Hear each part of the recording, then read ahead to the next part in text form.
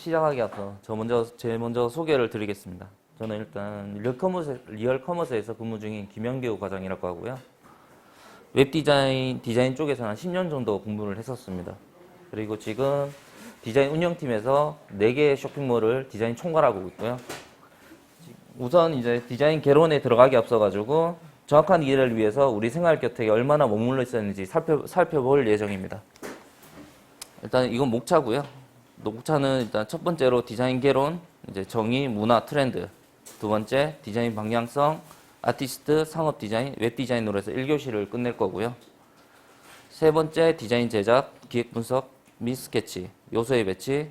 네 번째 성공 전략, 타겟 설정, 트렌드 반영, 쉬운 접근성으로 해서 두 번째 2교시로 해서 마무리 지을 예정입니다. 일단 디자인 개론을 들어가기 앞서가지고 정확한 이해를 하기 위해서 디자인 레이블을 통해서 한번 확인을 해보겠습니다. 그래서 디자인은 과연 정의가 뭘까요?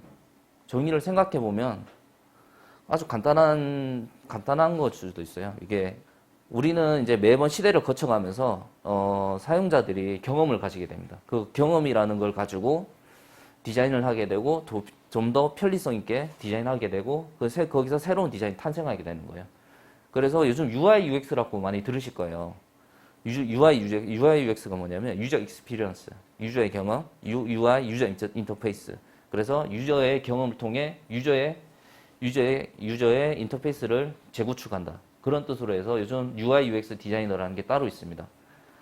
그래서 이거는 결국은 인간을 위한 거예요. 인간을 위해서 디자인이 되고 그 다음에 사용되고, 그래서 사용되고 이제 널리 보편화되는 거죠. 그렇다면 우리 주위에 이제 찾아볼 수 있는 게 어떤 것이 있을까요? 너무나도 많죠. 생각해 보면 지금 우리가 살고 있는 거주 공간 안에서도 새로운 디자인들이 너무너무 많아요. 그래서 지금 디자인을 한마디로 결론한다면 사람들이 경험을 가지고 새로움을 디자인한다고 보시면 됩니다.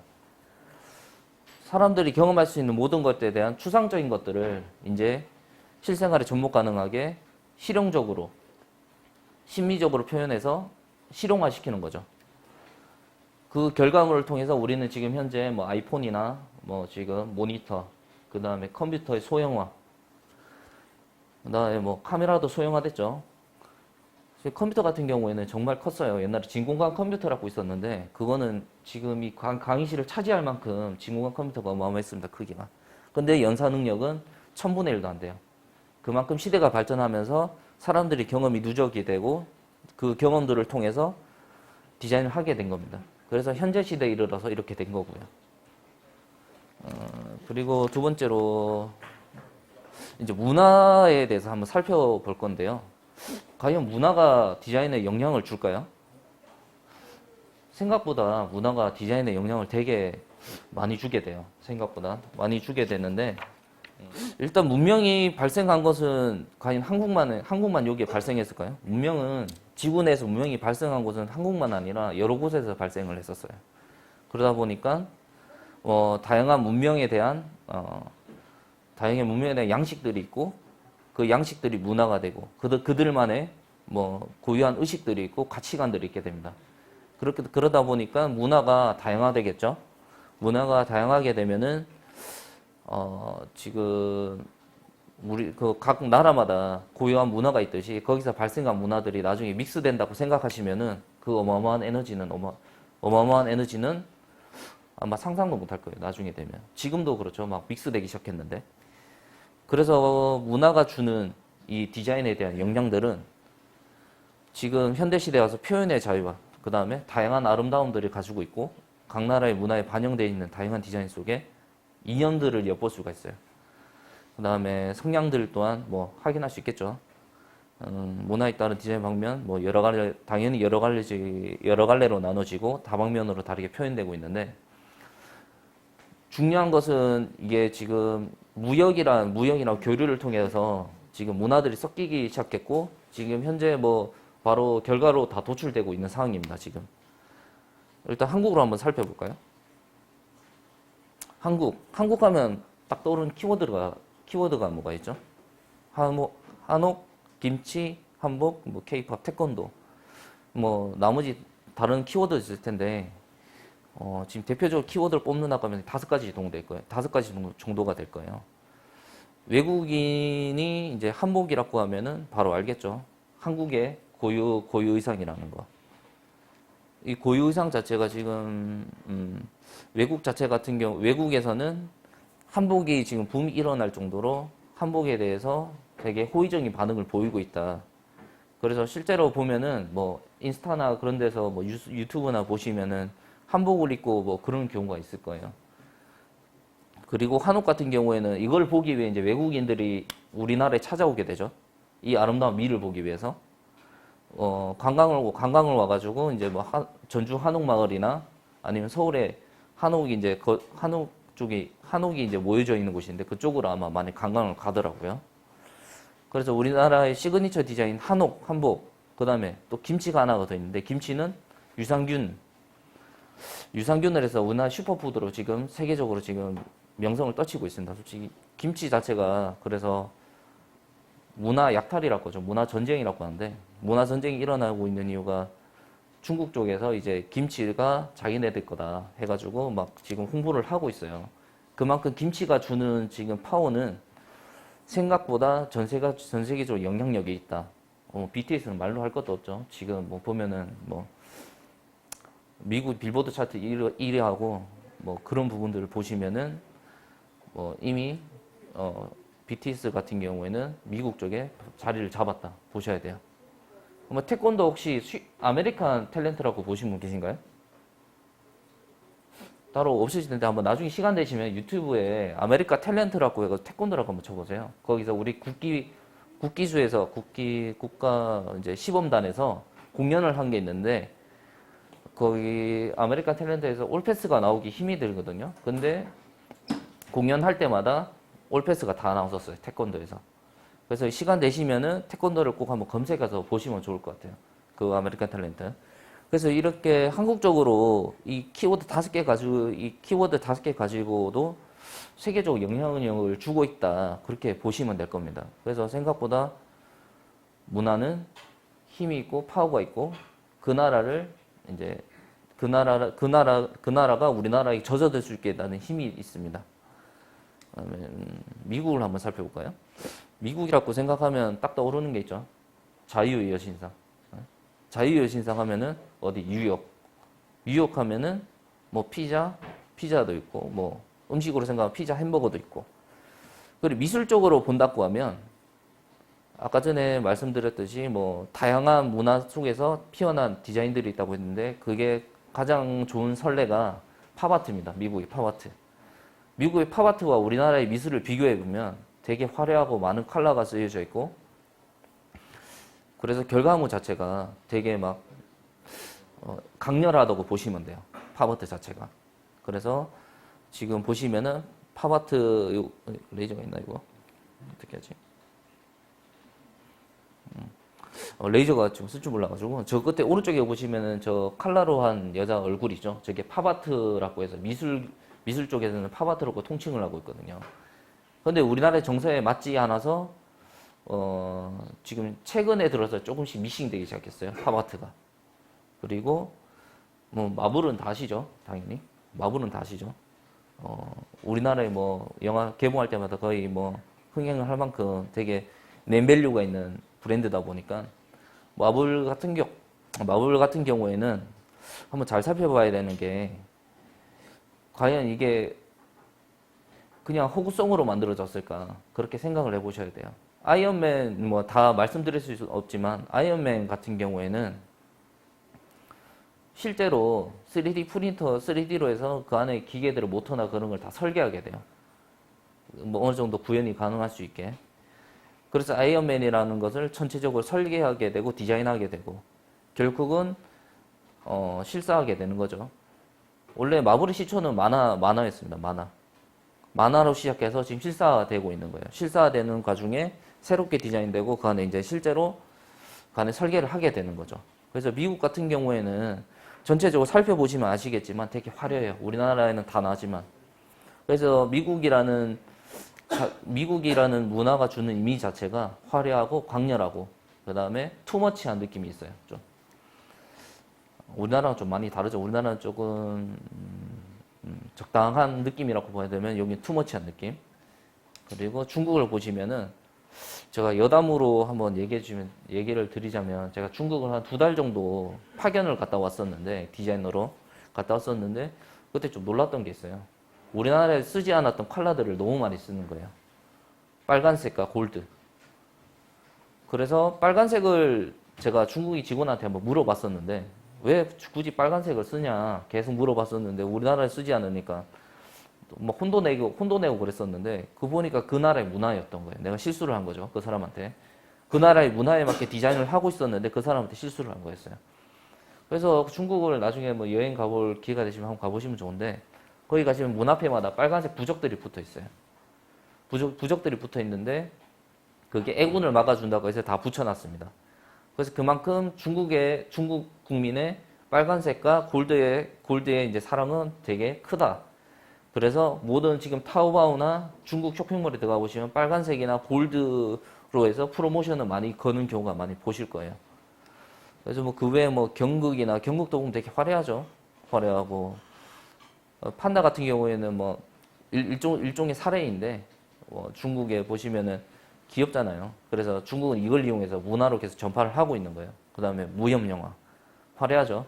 그래서 총체적으로 이제 중국을 다 보신다면 모든 게 다 크고 화려하고 역동적이다. 그래서 중국의 디자인들 보면 화려하고 역동적인 면들이 많아요. 그래서 지금 세계를 다 살펴보면은 나라마다 문화에 따라서 다 디자인 형태가 다 달라지는 거예요.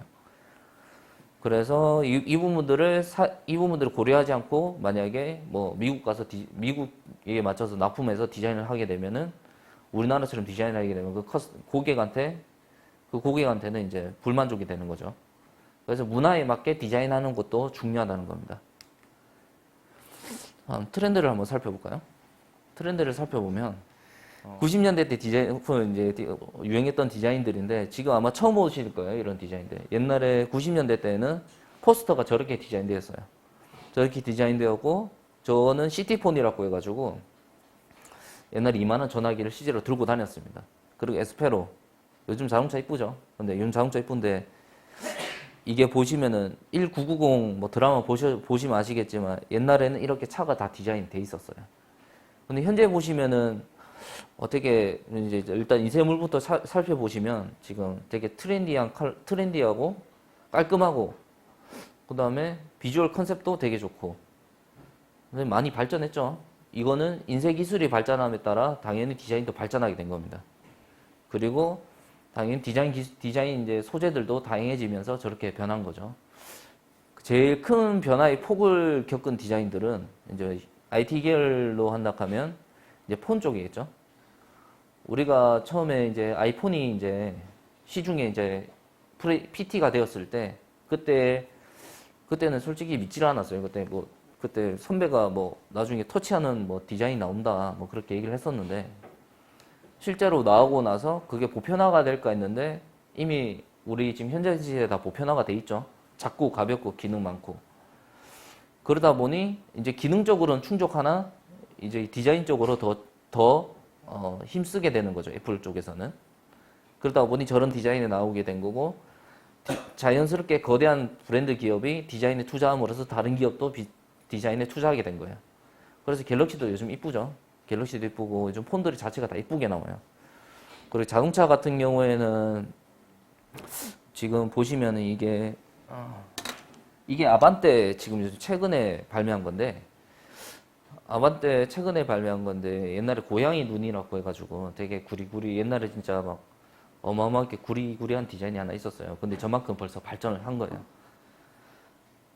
안에 내부적으로 바뀐 것도 있지만 디자인이 크게 변했는데 이 디자인이 크게 변한 이유는 이제 생각해보면 지금 시대가 발전하면서 철강 기술이 많이 발전을 했습니다. 철강 기술이 많이 발전을 하고 그에 대한 연마 기술도 발전하고 그래서 철 가지고도 디자인을 할 수 있게 된 거예요. 지금 보시면은 굽히고 피고 그 다음에 폭을 주고 보시면은 그리고 그 다음에 기능적으로 그다음에 그 모듈들을 합체해가지고 뭐 좀 역동적인 것들이죠. 웰컴 라이트나 밑에 라이트가 빛이 나거나 그렇게 해서 요즘에 자동차 디자인이 조금 폭이 넓어졌다. 기술들이 발전하면서 그렇게 보시면 될 것 같습니다. 그다음에 디자인의 방향성에 대해서 한번 말씀을 드릴 텐데 제일 중요한 것은 이 부분을 잘 생각해 보셔야 돼요. 아티스트와 그다음에 상업 디자인이 있는데 만약에 전자상 거래 쪽에서 디자인 하시게 되면은 아티스트 될까요? 완전 상업 디자인 쪽으로 하셔야 될까요? 당연히 상업 디자인으로 가시게 될 거예요. 아티스트가 뭐냐? 우리 흔히 보시면은 뭐 그 미술가들이 순수 미술을 전공하시는 분들은 거의 아티스트 쪽으로 하시는데 이거를 상용화하기는 힘든 부분이 많아요. 왜냐하면 일단 추상적인 것 자체를 이성적으로 표현한 게 아닌데 이거를 뭐 굳이 아름답고 그냥 한축적이고 그다음에 해답을 찾기를 원하는 그런 경향의 디자인이다 보니까 이건 고객을 위한 디자인이 아니라 자신을 위한 디자인이 되는 거예요. 그래서 지금 현업에서 디자인 하시는 분들이 가장 오해하시는 거 아티스트 관점에서 그리게 되면 누구도 이해를 못합니다.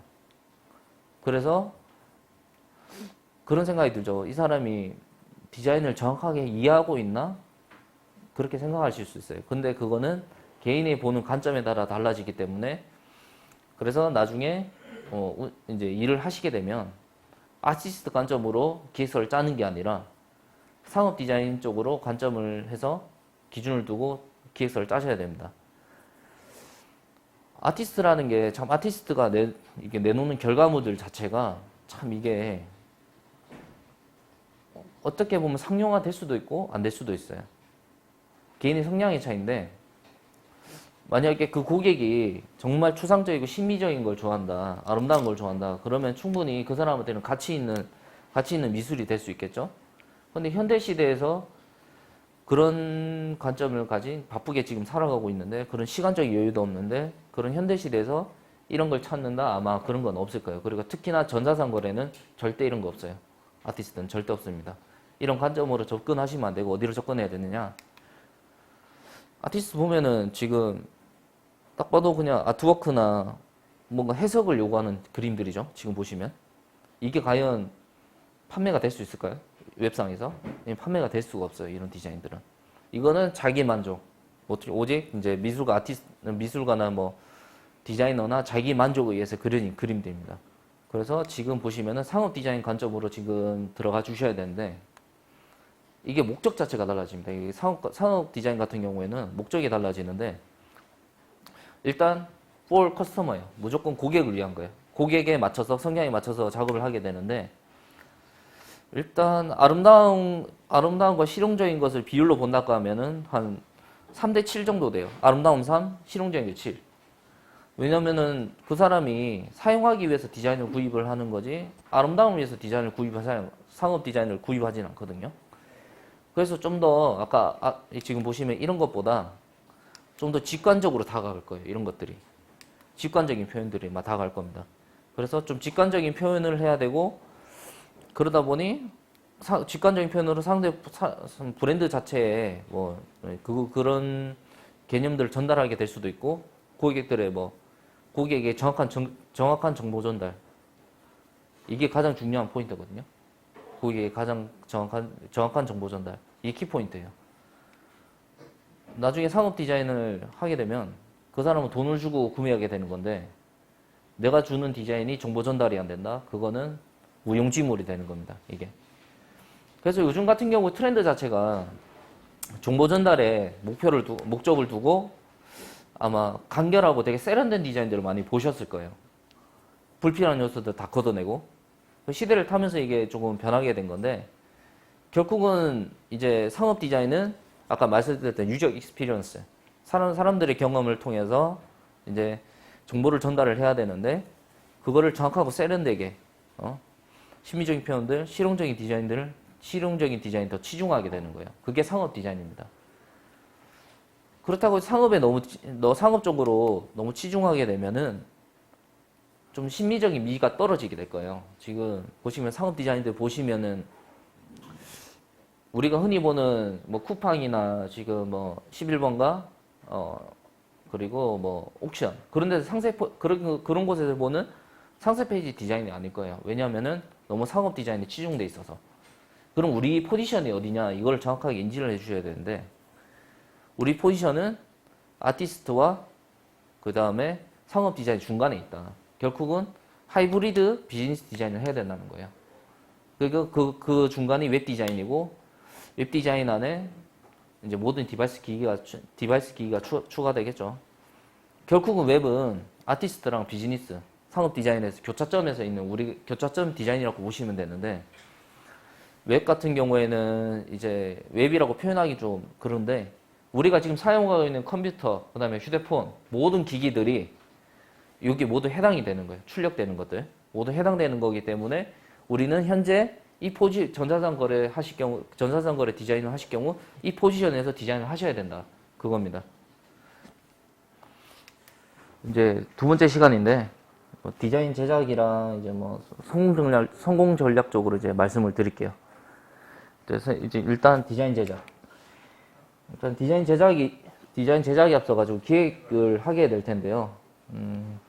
일단 기획 분석 및 스케치라고 생각하시면 되고 다들 어렸을 때 마인드맵이라고 한 번씩 다 해보셨을 거예요 아마.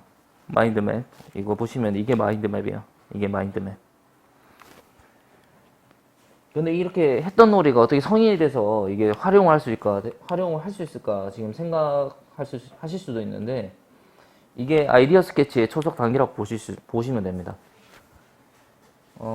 지금 주위의 사물, 트렌드, 그러면 기획 요소가 대수가 있긴 하겠지만 마인드맵에서 진행되는 과정 속에서 충분히 얻을 수 있고요. 그런 요소들은 충분히 얻을 수 있고 그 다음에 단순하게 접근해서 기획을 한다고 하면 요 핵심 키워드를 통해서 파생되는 키워드를 통해서 연상을 하는 겁니다.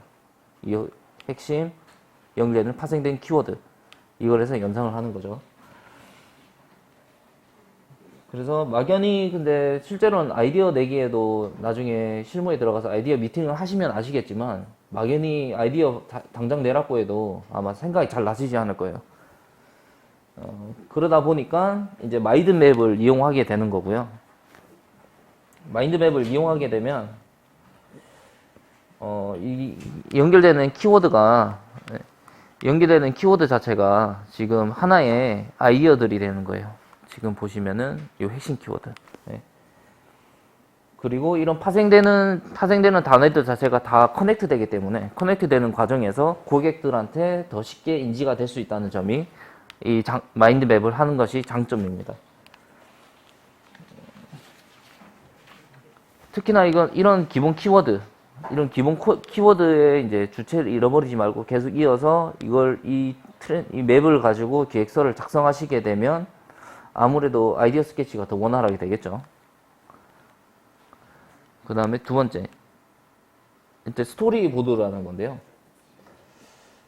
이 스토리보드가 참 중요한 게 지금 현재 지금 이 분야에만 쓰이고 있는 게 아니라 영화 촬영이나 그런 분야에 다 쓰이고 있어요. 다 쓰이고 있는데 일단 또 아이디어 스케치 아까 마인드맵을 통해서 기본 골격 자체가 잡혀 있으면 거기다 설계도를 그려야겠죠. 설계도를 그리는데 스토리보드는 아주 효율적인 설계도를 스케치를 할 수가 있습니다. 그래서 디자인에서만 적용되는 게 아니라 여러 가지 분야에서 활용되고 있는 거고요.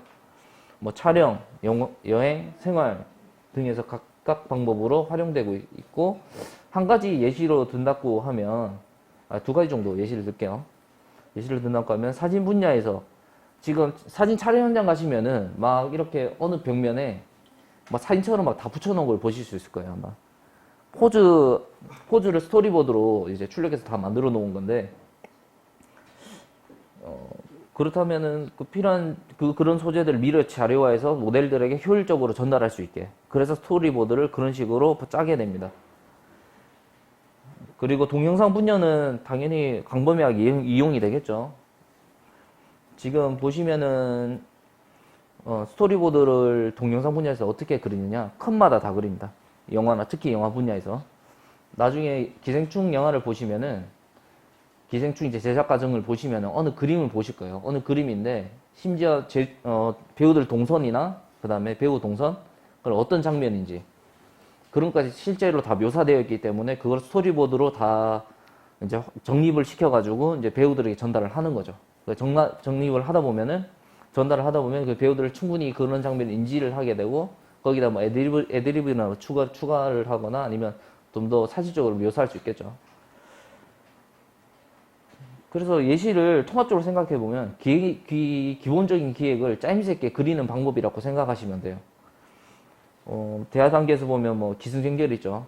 이제 뭐 얘기를 하던 기승전결이 있는데 이야기 흐름을 갖추기 위해서 이제 필요한 작업들이고 제시된 컨셉으로 순차적으로 이제 흐름에 맞게 배치 및 스케치를 해보는 것이 스토리보드입니다. 근데 만약에 스토리보드가 있는 거랑 없는 거랑 그렇게 차이가 많이 날까요? 당연히 많이 나겠죠. 이게 왜냐면은 만약에 한 가지를 비유해서 말씀을 드릴게요. 우리가 만약에 길을 잊어버렸는데 어느 한 사람은 GPS를 가지고 있었고 어느 한 사람은 GPS를 가지고 있지 않았어요. 근데 길을 찾는다고 하면 당연히 GPS를 가진 사람이 길을 더 빨리 찾겠죠. 그래서 스토리보드는 나중에 프로모션 디자인이나 이제 온라인 디자인을 할 때 가장 중요한 GPS 같은 역할을 해줄 거예요. 그래서 스토리보드가 있으면 디자인의 방향성을 정확하게 잡고 제작하다 보면은 이게 있는 거랑 없는 유무 차이가 제작하는 시간 차이가 아마 많이 날 거예요. 그래서 효율적이고 빠르게 결과물을 제작을 할 수가 있고요. 그래서 퀄리티 또한 뭐 기획과 스토리보드 기반으로 결과물이 도출이 되기 때문에 의미 있고 높은 질의 결과물을 얻을 수 있게 됩니다. 그러면 이제 스토리보드도 나왔고 마인드맵에서 아이디어 스케치도 어느 정도 완성되었어요. 근데 완성되었는데 이제 디자인 스케치를 좀 해봐야겠죠. 이거는 디자이너한테 해당되는 내용이긴 한데 이런 프로세스를 조금 이해를 하고 계셔야지 실무에 들어갔을 때 아마 더 이해가 더 빠를 거예요, 이게. 기획과 뭐 스토리보드 준비되어 있다면 이제 컨셉이라는 것이 컨셉도 같이 제시를 해야겠죠. 컨셉이 제시가 되어 있으면 그때부터 표현을 어떻게 할 거냐가 고민인데 기획의 의도에 맞게 표현하는 방법 모색을 해야 됩니다. 그런 거를 어떻게 모색을 하냐. 컨셉과 레이아웃 자체를 확립하기 위해서 보다 쉽게 구축하는 방법은 기획서와 스토리보드에 나열되어 있는 컨텐츠 요소를 먼저 파악을 해야 돼요. 파악을 하고 컨셉에 맞게 스케치하기 위해 핵심 요소 그리고 보조 요소에 비중을 밸런스 있게 배치를 해야겠죠. 그리고 비중에 맞게 배치된 요소를 기반으로 연상하며 그림을 그려 나가는 거죠. 이 부분은 디자이너에 해당되는 내용이에요. 근데 이거는 조금 인지를 하고 계셔야 됩니다. 그래야지 나중에 일을 같이 할 수 있어요. 주의해야 할 점은 아까도 말씀드렸듯이 우리 포지션이 어디에 있냐. 포지션이 가장 중요한 부분입니다. 포지션은 우리는 아티스트도 아니고 상업 디자이너도 아니에요. 이제 우리가 도출해야 될 결과물 자체가. 그러다 보니까 결국은 폴 커스터머예요. 소비자에게 디자인을 정보 전달을 해야 되는 거기 때문에 너무 미적으로 치우치지 말고 포인트가 흐려지지 말아야 되고 정보 전달성이 정확해야 됩니다. 이 디자인의 스케치의 가장 큰 목적은 소비자들에게 정보 전달이랑 목적성을 가지고 가는 목적 디자인이기 때문에 그 디자인만큼 제작하는 의도를 잊지 않고 제작하는 것이 목표고요. 만약에 뭐 내가 이런 기획 의도를 줬는데 그 디자이너가 기획을 못했다. 그러면은 과연 디자이너 잘못도 있겠지만 어느 정도 기획서의 잘못도 있어요. 그래서 그런 부분들은 확실하게 짚어서 코멘트를 달거나 구두로 협업을 하거나 그래서 그렇게 실무를 진행을 하셔야 됩니다. 뭐 디자인 스케치 완료된 후에 확인해 보면 아마 되게 많은 여러 가지 요소들이 많이 구성이 되어 있을 거예요. 구성이 되어 있는데 그거를 일단 구성되어 있는 요소를 오브젝트라고 말씀을 드리겠습니다. 오브젝트를 컨셉에 맞게 오브젝트 자료를 수집하고 효율적으로 기획과 스토리보드에 맞게 배치를 해야 되는데 그렇다면 오브젝트를 어떻게 배치해야 효율적으로 표현이 될까요? 그 고민이 가장 큰 고민인데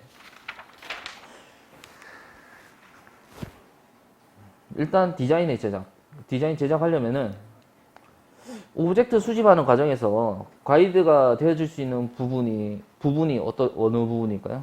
그거는 오브젝트가 가지고 있는 의미입니다. 의미.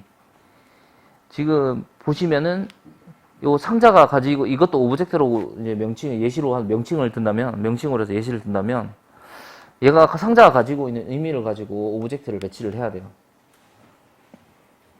무의미한 오브젝트 자체는 정보 전달성이 다 떨어지고 정보 전달성 자체를 상쇄시키고요. 디자인 기준 또한 흐려져 결과물의 퀄리티 자체가 다 낮아지게 됩니다. 그래서 오브젝트를 배치하고 과연 이 디자인에 이 오브젝트가 부합을 한지 체크를 해야 되고요. 부합 여부를 체크한다는 거죠. 체크를 하고 의미 자체를 부여함으로써 좀 더 컨셉에 맞게 더 오브젝트 자체를 배치하게 되는 거죠. 그래서 오브젝트가 많다고 했죠. 오브젝트 종류가 두 가지라고 보면 여러 가지 오브젝트가 있는데 핵심 오브젝트가 분명히 한 가지 키포인트처럼 존재하게 될 겁니다. 핵심 오브젝트는 늘 점검의 대상이에요. 왜냐하면 핵심 오브젝트가 다 흐트러지면은 나머지 오브젝트 자체가 파생되었기 때문에 다 흐트러져요. 그렇기 때문에 핵심 오브젝트는 부합 여부와 의미 여부를 항상 체크를 해야 됩니다. 체크를 하고 만약에 나무로 비유를 할게요. 나무로 비유를 한다고 하면 핵심 오브젝트는 뿌리라고 보실 수 있어요. 핵심 오브젝트는 뿌리고 보조 오브젝트들은 뿌리 위로 자라는 나무라고 보시면 됩니다. 만약에 나무 뿌리가 썩으면 어떻게 될까요? 나무가 죽죠. 나무가 죽게 되면은 그 나무는 이제 영영 자라지 못하는 거죠. 그래서 이제 핵심 오브젝트와 상관관계는 핵심 오브젝트가 죽게 되면 보조 오브젝트를 다 죽게 되는 거예요. 그래서 컨셉에 맞지 않게 결과물이 도출이 되는 겁니다.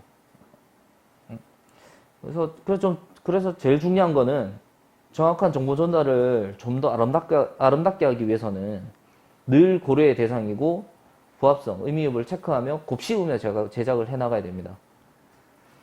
오브젝트의 선정, 부합 여부, 그리고 의미 여부가 확실하다면 아름답게 딱 전해줄 수 있는 컨셉에 딱 맞는 그런 결과물이 도출될 수가 있을 겁니다. 그래서 이런 부분, 이 부분은 절대 놓치면 큰일 나는 부분들이에요. 디자인할 때. 물론 기획할 때도 중요한 부분이겠죠. 보통 컨셉을 제시할 때 어떻게 제시하냐면 막연히 포괄적으로 제시하는 경우가 많아요. 그렇게 되면 디자이너는 혼란이 옵니다. 혼란이 오기 때문에 일시간도 늘어나고 문제가 생기죠. 그런 트러블들을 없애려면 정확하게 자신의 의도를 표현할 수 있는 오브젝트를 한번 찾아보시는 게 좋아요. 기획서에 작성하실 때. 그래서 그런 오브젝트를 제시해가지고 설명하게 되면 더욱더 협업 자체가 원활하게 될 겁니다. 오브젝트 자체가 이런 상자나 디자인 요소만 있을까요? 아니죠. 우리 생각해보면 프로모션 디자인들 보시면은 폰트 디자인들도 있을 거예요. 폰트라고 해서 우리나라 언어를 그러니까 글자를 디자인한 겁니다. 지금 우리는 현재 정보의 홍수의 시대에 살고 있죠. 웹에 조금만 검색하면 다 나오고 다 취득하고 습득할 수 있습니다. 그래서 웹 자체가 발달하면서 쉽게 정보를 검색할 수 있게 되고 그래서 습득하게 되면서 그 정보들 중에 디자인들 또한 쉽게 이제 습득할 수 있게 돼요. 그러다 보니까 이제 여러 분야로 이제 디자인이 이제 파생됐다고 하죠. 그래서 폰트 디자인까지 이제 여기 디자인까지 들어온 겁니다. 웹 초창기 때는 좀 폰트 디자인하는 것 자체가 좀 생소했어요. 왜냐면은 그때는 아예 이제 처음에 시작하는 발단기였고 발단기다 보니까 그런 소재들이 많이 부족했던 건 사실이고 그러다 보니 폰트 자체는 뭐 도둠이나 굴림체, 기본 폰트를 많이 썼습니다. 근데 지금 같은 경우에는 현재 들어와서는 지금 수많은 폰트가 많죠. 수많은 폰트가 많기 때문에 그리고 최근에 이제 뭐 무료 폰트들 특히 이 무료 폰트들이 엄청나게 많아졌습니다. 옛날에 다 돈 주고 샀었어요. 막 한 8만원씩 10만원씩 주고 샀었어요. 한 개씩. 다 주고 샀었는데 요즘에는 한글의 날 특히 한글의 날 기념해서 여러 공기관이나 기업, 단체에서 폰트를 만들기 시작했습니다. 그래서 폰트가 지금 무료로 풀린 게 엄청 많아요. 그래서 디자인할 수 있는 디자인 폰트가 많아지는 거예요. 이렇게. 이렇게 많아지는 건데, 근데 폰트가 가지고 있는 힘이 얼마나 될까요? 생각해보면 디자인 쪽으로 이렇게 그렇게 굳이 큰 파워를 가지고 있을까 그렇게 생각하실 수도 있어요. 근데 생각해보면 우리가 지금 읽고 쓰고 있는 게 언어거든요. 언어다 보니까 언어가 전해주는 이런 느낌들이나 그런 부분들에서 조금 많이 차이가 날 거예요. 디자인된 거랑 안 된 거랑. 또 보통 세 가지 타입으로 설명을 드릴게요. 명조, 고딕, 필기체 등 뭐 여러 가지 타입이 존재하는데, 명조, 고딕 외에는 그냥 디자인체라고 명칭을 하겠습니다. 명조는 지금 마루보리 보시면은 이게 마루불이라고 해가지고 이게 명조체거든요. 명조체 같은 경우 한국 애미가 아주 잘 살아있어요. 정자로 해가지고 이런 걸 명조체라고 하는데, 아무래도 고전적인 느낌이죠. 이 고전적인 느낌이다 보니까 진짜 디자인 할 때 쓰는 폰트긴 해요. 디자인 할 때 서브 폰트로 많이 쓰긴 쓰는데 실제로는 이 명조 자체가 많이 쓰진 않습니다. 많이 쓰진 않고, 고딕은 고딕체가 아마 최고로 많이 쓰는 건데, 어딨지? 여기 이게 고딕체인데요. 고딕체가 아마 지금 디자인 활용도에서 거의 80%를 차지할 정도로 이 폰트를 많이 쓰고 있어요. 고딕은 지금 보시면 직각으로 딱딱 떨어지죠. 직각으로 떨어지면서 깔끔하고 심플한 디자인의 폰트예요. 폰트다 보니까 지금 가독성 부분이나 이게 인식하기 딱 참 좋죠. 이게 눈에 딱 들어오잖아요. 그래서 지금 주위에 딱 둘러봐도 고딕체가 엄청 많을 거예요. 지금 주위에 보시면은 고딕체로 디자인된 게 엄청 많기 때문에 그런 부분도 참고하셔도 될 것 같아요. 뭐 지하철에 광고도 있고, 지금 우리 실생활 부분에 지금 주위에 디자인 요소들이 너무 많기 때문에 그런 부분에 폰트를 유심히 한번 살펴보시는 게 좋을 것 같습니다. 뭐 그 외에 다 많은 디자인 폰트들이 지금 존재하고 있죠. 많이 존재하고 있는데, 디자인 폰트는 쓰는 경우가 딱 한 가지예요. 핵심 키워드. 메인 타이틀 부분에 쓰게 되는데, 그거는 컨셉에 맞게 지정해서 찾아서 써야 됩니다. 여의치 않는 경우에 제작하는 경우도 있어요. 제작하는 경우도 있는데, 그런 폰트들 같은 경우는 가장 눈에 띄는 부분들이기 때문에, 눈에 띄게 되면 고객들이 이렇게 맨 처음 아무래도 접하게 되는 폰트겠죠. 그래서 신중하게 이게 고르셔야 됩니다. 그래서 그 외에 많은 폰트들이 너무 많이 존재해서 컨셉에 맞는 폰트를 찾는 것 자체가 아마 일이 될 거예요. 아마 디자인한테 제시하기 전에. 그리고 디자인 결과물이 나오다 보면 생각보다 디자인에서 폰트가 주는 느낌이나 영감 자체가 실제로 더 크게 와닿아요. 그래서 아무래도 지금 폰트 디자인이 많아졌죠. 폰트 디자인이 지금 많아지면서 지금 타이포그라피라는 영역까지 이제 들어오게 됩니다. 타이포그라피. 이게 타이포그라피예요. 지금 이게 타이포그라피입니다. 글자로 디자인한다는 뜻이에요. 글자로. 글자 자체가 상용화된 폰트가 아니기 때문에 글자로 디자인을 해야 되기 때문에 이런 부분이 크게 더 임팩트 있게 와닿을 수 있습니다. 이런 부분들 자체가. 그리고 우리 아까 전에 생활주의에서 찾아보라고 말씀을 드렸는데, 가장 좋은 사례는 로고예요. 우리가 주위에서 보는 로고도 보면 텍스트 디자인들이 많죠. 그 텍스트 디자인만 봐도 글자 가지고 디자인은 되게 고급스럽잖아요. 그게 타이포그래피 기반을 두고 로고를 제작하게 된 겁니다. 지금 보시면 Fight Tonight이라고 해가지고 이렇게 뭐 주목해가지고 올려놨죠. 이건 형상한 거예요. 형상한 Fight라고 해가지고 뭐 결투 같은 느낌이죠. 뭐 빛속에서는 이거 빛이죠. 빛으로 해서 이렇게 형상한 거고, 이거는 조금 레트로하면서도 조금 다이나믹하게 표현한 디자인이고요. 이건 완전 편집 디자인. 글자로 디자인한 겁니다. 이건 가독성 신경 쓰진 않죠. 뭐 고객들의 가독성 신경 쓰기보다 이뻐야 되니까 편집을. 컬러는 지금 전무하고 컬러를 잘못 배치하게 되면은 디자인이 다 죽어버려요.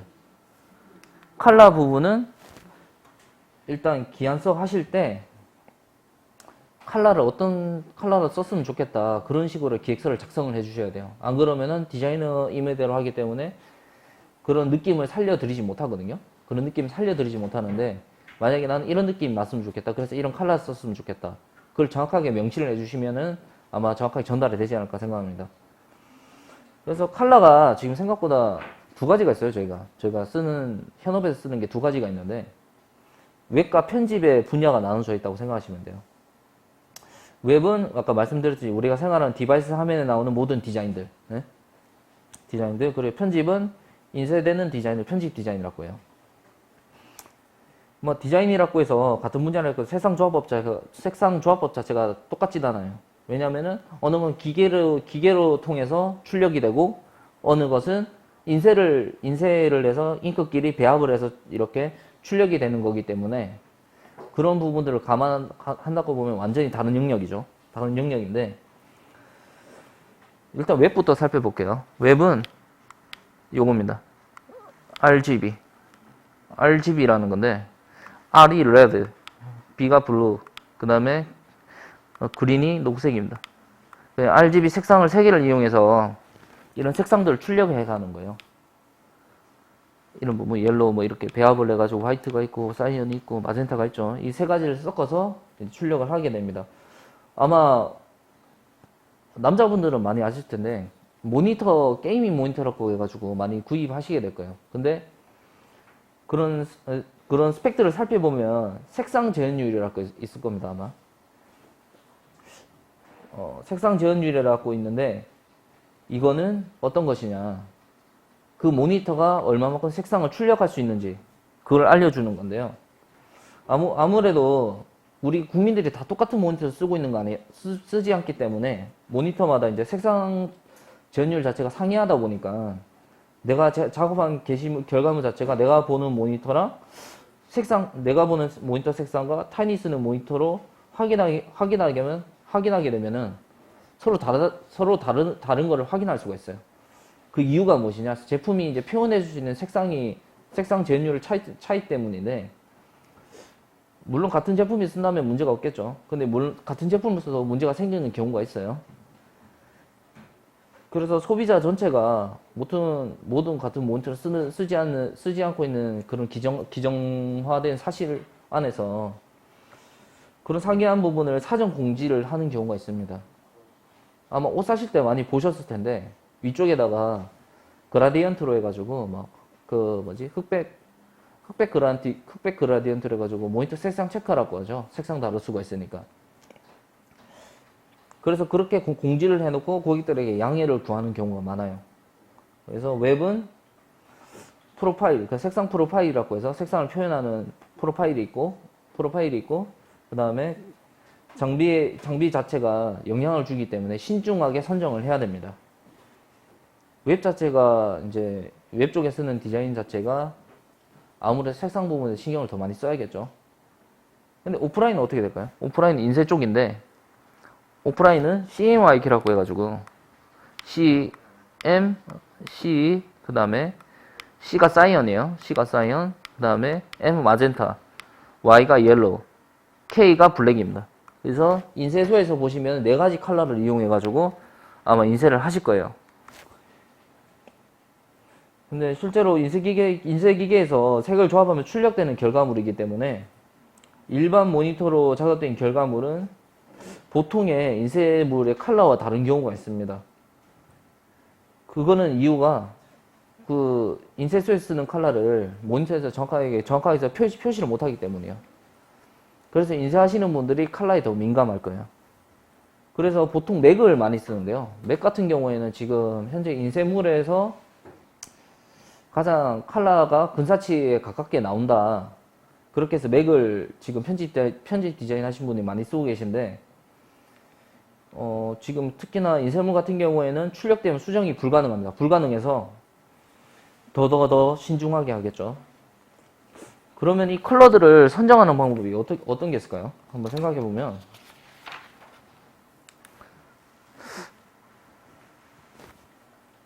흔히 이제 우리 생활 주변에서 그 원리를 좀 찾을 수가 있어요. 항상 우리 곁에 있다고 그랬잖아요, 디자인이.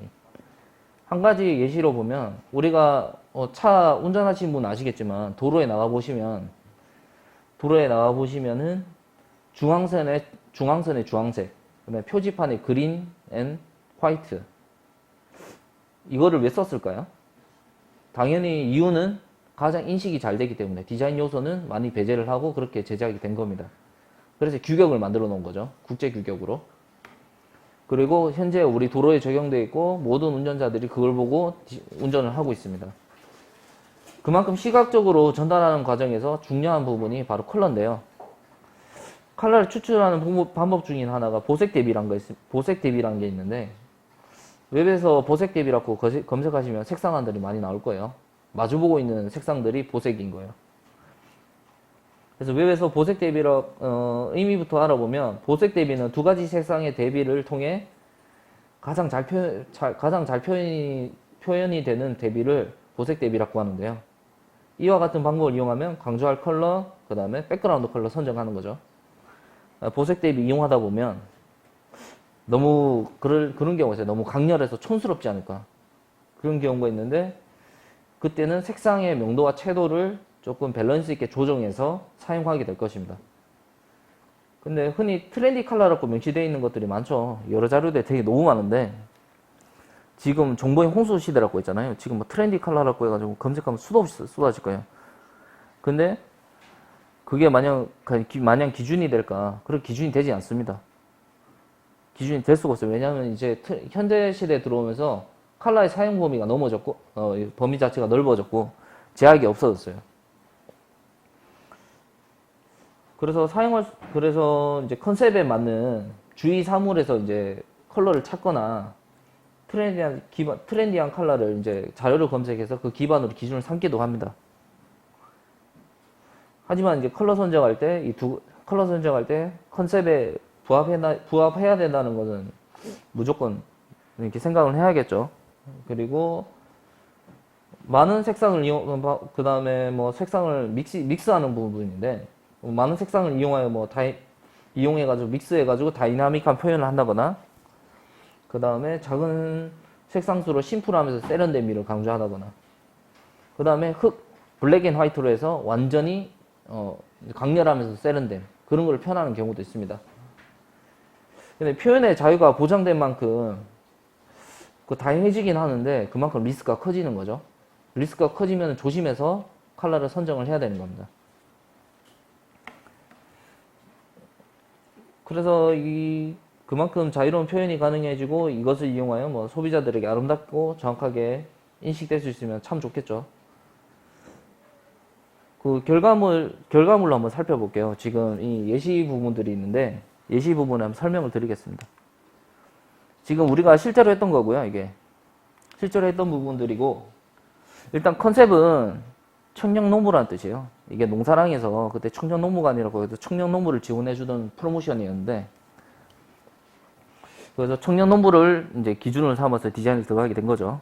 보시면은, 그리고 오브젝트, 아까 말씀드렸던 오브젝트, 농부, 그 다음에 농산물, 이렇게 해서 디자인이 된 겁니다.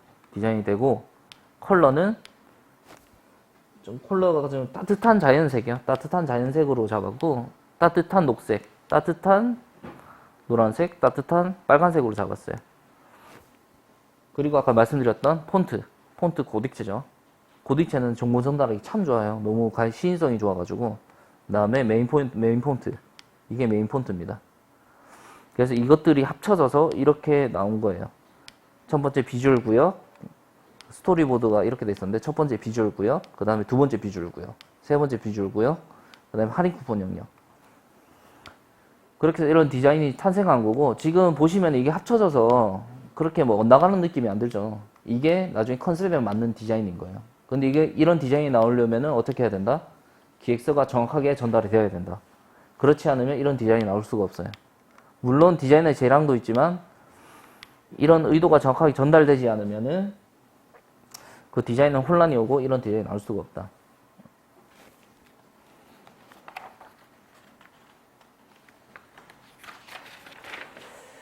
근데 이런 디자인이 나왔는데 이런 디자인들이 나왔어요.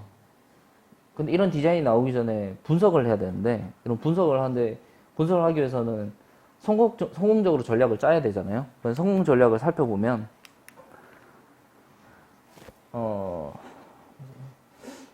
성공 전략에는 다양한 방법이 있긴 있는데 중요한 거는 지금 마케팅 분야와 일맥상통하는 부분이 어느 정도 있어요. 생각해 보시면.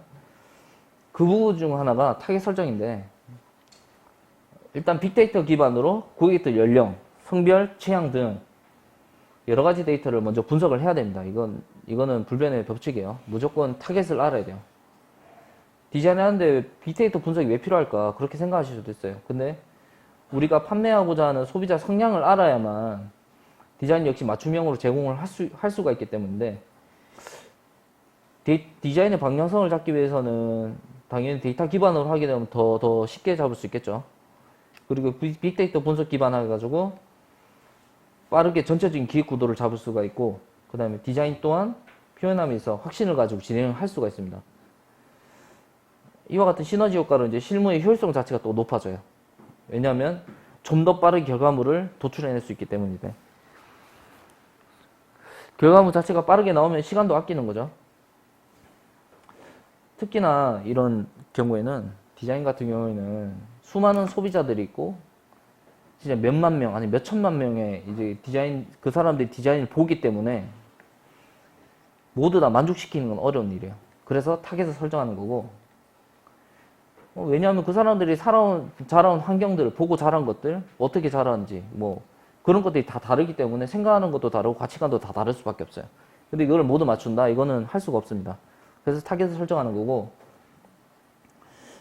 그래서 빅데이터 기반으로 분석한 데이터 기반으로 그 디자인 작업을 진행하게 되면 리스크가 그만큼 줄어들겠죠. 우리가 원하는 타겟층을 공략을 하는 거니까요. 그래서 수많은 그 디자인 초석 자체가, 나중에 보시면 디자인 초석 자체가 고객과의 커뮤니케이션이나 이제 데이터를 통해서 빠르게 파악하는 것이 중점이 될 건데, 판매로 연결되는 거는 왜 그렇게까지 해야 되느냐 그런 생각할 수도 있어요. 근데 판매로 연결되는 건 결국은 고객들이 구매를 해주는 거기 때문에 그것에 맞춰서 제시하는 것이 일을 빨리 끝낼 수 있고 가장 효율적인 작업이에요. 한번 세 가지 예시로 한번 볼까요? 노인이죠. 지금 노인이라고 하면 현재 우리 기성세대잖아요. 우리 기성세대다 보니까 좀 노후하신 분들이 많아요. 기성세대 분들이. 그러다 보니까 일단 현대 지식에 대해서 지식 수준이 좀 떨어질 수밖에 없습니다. 지금 저희 아버지 같은 경우에도 아직 스마트폰을 완벽하게 못 만지세요. 그래서 지식 수준은 자연스럽게 이제 뭐 이렇게 뒤처질 수밖에 없겠죠. 그리고 자연스러운 노화로 인해 눈도 잘 안 보여요. 그리고 안 보이죠? 그 다음에 이해력도 떨어지게 됩니다. 현대 시대에 말맞춰서 해야 되니까. 그래서 이걸 데이터로 기반해서 디자인을 제작하면 어떻게 해야 되느냐? 일단 쉬워야겠죠. 내용 자체가 다 쉬워야 돼요. 내용 자체가 쉬워야 되고, 그 다음에 이게 잘 안 보이는 눈 때문에 글자는 작게 하면 안 돼요.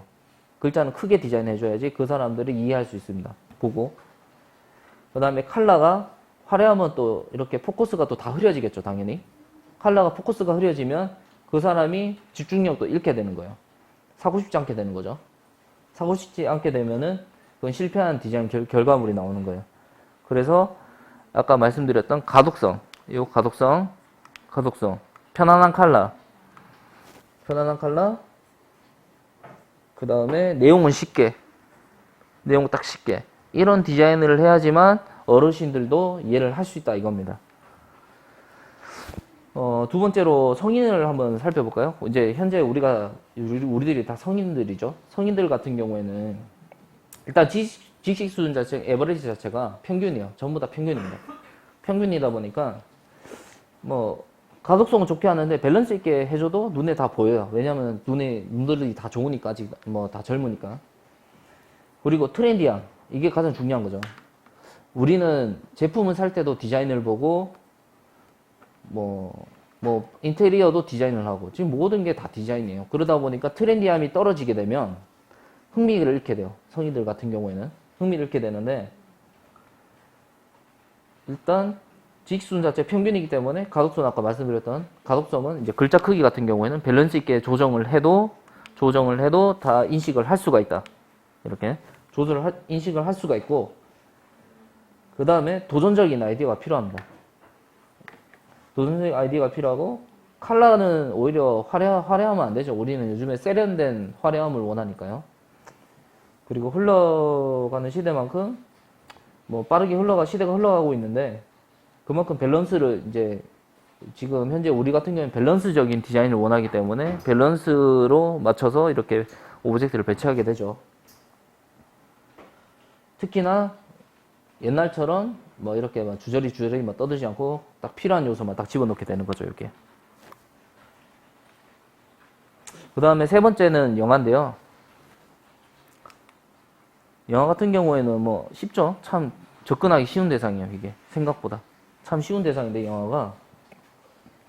일단 영화 자체가 브레인 이제 뇌 자체가 이제 지식 수준을 0에서 100으로 생각한다면 10도 안 되는 영화이기 때문에 뭐 가독성은 편견으로 두는데 가장 중요한 호기심을 자극할 수 있는 디자인을 해야 돼요.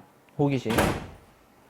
그래서 뭐 다채로운 컬러, 그다음에 기하학적인 구조, 그런 부분이 필요한 거예요. 그리고 대표적으로 조카나 이제 동생, 뭐 어린 동생들이 있는 거 있으신 분은 아시겠지만, 뭐 애들 뭐 유튜브 틀어주면 뽀로로 틀어주고 콩순이 보고 막 춤추는 거 볼 수 있을 거예요. 되게 주의 깊게 보잖아요. 그거는 호기심이 가득하기 때문에 되게 영화들이 좋아할 만한 디자인들이었다. 그렇게 생각하시면 됩니다. 그 다음에 트렌드 반영인데요. 매년 연마다 트렌드는 변하고 있어요. 우리가 인식을 못하고 있지만 매년 변하고 있고, 뭐 디자인의 컬러, 레이아웃, 구조, 프레임 등 모든 게 변하고 있어요. 컬러는 법령적인 부분이라 소폭으로 변하는데, UI 부분은 계속 대폭적으로 큰 변화를 겪고 있어요. 큰 변화를 겪고 있는데, 그 외에 뭐 많은 요소들 변화되어 있긴 왔지만, 그거에 발맞춰가지고 뭐 제품, 인쇄, 웹 등 디자인 분야들이 그에 발맞춰서 변화해 왔습니다. 트렌드의 문화가 반영되는 경우도 있죠. 아까 말씀드렸던 한복들, 그런 것들. 특히나 우리나라 대표적인 1990 오징어 게임들 있잖아요. 그거 자체가 옛날 향수 자체를 자극하고, 190 시리즈 같은 경우에는 방영되고 레트로 열풍이 일어났습니다. 그건 다들 아실 거예요. 그때 뭐 H.O.T 뭐 풍선 들고 막 그랬었는데, 그런 거랑 뭐 그때부터 레트로 디자인이 다시 순환되기 시작했는데, 근데 그냥 그대로 순환된 게 아니라 그 촌스러웠던 게 그대로 들어오는 게 아니라 촌스러운 세련된 걸로 바꾸기 시작했어요. 세련된 걸로 바꾸기 시작한 그 가장 좋은 예는 이거예요. 옛날에는 뭐 디자인 질도 떨어지고 그랬죠. 근데 이게 뭐 촌스럽지도 않고 그렇게 뭐 모나지도 않고, 그래도 디자인이 나쁘지도 않고, 그래서 평균적인 레트로를 가지게 된 거예요. 뭐 현대시대에 발맞춰가지고. 특히나 뭐 실제로 이제 무한도전에 토토가라고 해가지고 그때 1990 세대 이제 가수들 불러왔었는데, 그때 뭐 하여튼 레트로 열풍이라고 해가지고 그때 하여튼 그 진이나 이제 음악 스트리밍 이제 스트리밍 사이트에서 아마 그때 되게 많이 재생됐던 걸로 제가 알고 있어요. 그리고 현재 또 오징어 게임이라는 거, 오징어 게임 있죠. 오징어 게임 열풍이죠. 전 세계적으로 열풍이에요. 전 세계적 열풍인데, 지금 기성세대에 즐겼던 놀이들 자체가 지금 다 우리 세대로 다시 흡수되기 시작했어요. 지금 여러분 세대에서 조금씩. 아, 이런 것도 있었구나 해가지고 흡수되기 시작했어요. 그래서 지금 뭐 달고나나 그 몰랐던 것들을 지금 알게 됐잖아요. 그런 거는 지금 문화 자체에 젖어 들어가지고 순환되었던 것에 다 젖어 들어서 여러분들이 알게 된 겁니다. 뭐 오징어 게임이 없었으면 끝까지 뭐 달고나 그런 거 몰랐겠죠, 당연히. 패션 분야도 당연히 옛날에 구제라고 해가지고 레트로 분야 다시 활성화됐었고요. 그래서 이와 같이 트렌드는 늘 고정되어 있는 데이터가 아니라 가변적인 데이터라는 거죠. 언젠가 순환될 거고 다시 돌아온다는 겁니다. 트렌드 자체가. 그래서 트렌드에 민감해야 되고, 기획하실 때 트렌드에 민감하지 않으면 제대로 된 이제 시대에 맞춰서 기획을 할 수가 없어요. 그래서 늘 트렌드에 민감해야 되고, 그런 트렌드에 민감을 해야 되고, 그 다음에 다음 장으로 이제 그래프로 확인해 보실 텐데요.